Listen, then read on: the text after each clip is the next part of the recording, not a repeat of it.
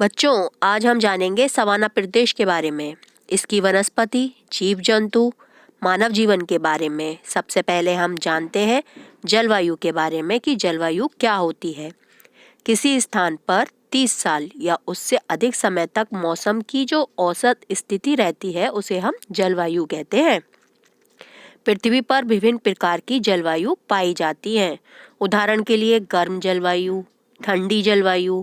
अगर हम बात करें गर्म क्षेत्र की तो आमतौर पर भूमध्य रेखा के जो सबसे करीब होते हैं वो गर्म क्षेत्र होते हैं। यहाँ पर अधिक गर्म जलवायु होती है क्योंकि सूर्य की किरणें भूमध्य रेखा पर सीधी पड़ती हैं।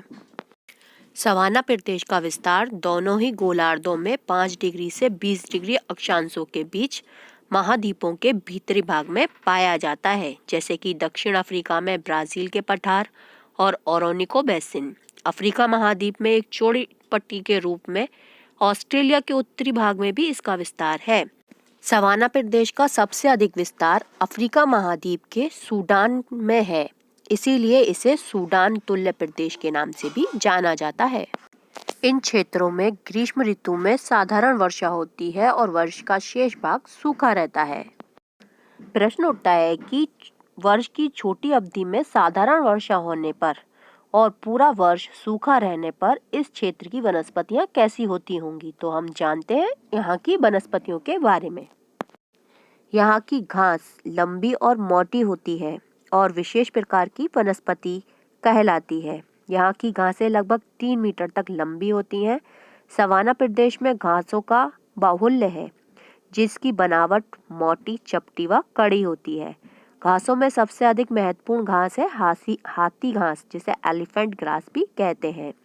इसका आकार गुच्छेदार होता है। इस प्रदेश की इन घासों को पार्कलैंड या बुश बेल्ट कहते हैं। इसके अलावा सवाना प्रदेश में पतझड़ वाले वृक्ष यहाँ तहाँ पाए जाते हैं, जिनकी ऊंचाई बहुत कम होती है। अब जानते हैं यहाँ के जीव जंतु यानी कि एनिमल्स के बारे में। यहाँ पर घास भूमियों को चरने वाले बड़े जंतुओं की सबसे अधिक किस्में पाई जाती हैं, जैसे कि जेब्रा, एंटीलोप, जिराफ, गैंडा और हाथी। यहाँ चीता और शेर जैसे मांसाहारी बड़ी जंतु संख्या में रहते हैं।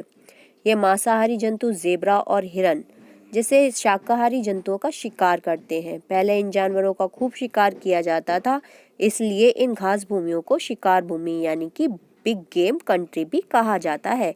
इसके अतिरिक्त शतुरमुर्ग, गेम बर्ड, गैजेल और न उड़ने वाली पक्षी एमू यहाँ पाया जाता है। इन वन्य जीवों के संरक्षण के लिए राष्ट्रीय उद्यानों की स्थापना भी की गई है। पूर्वी अफ्रीका के राष्ट्रीय उद्यानों से आकर्षित होकर विश्व के कोने कोने से लोग यहाँ घूमने के लिए आते हैं। अब जानते हैं यहाँ के लोगों के जीवन के बारे में। सवाना प्रदेश के पूर्वी अफ्रीका की घास भूमियों में मसाई जनजातियाँ पशुपालन का काम करती हैं। वे अपने गाय, बैलों और भेड़ बकरियों के साथ एक स्थान से दूसरे स्थान पर घूमती हैं। मांस, दूध और पशु उद्योगों का स्थानीय उपभोग होता है।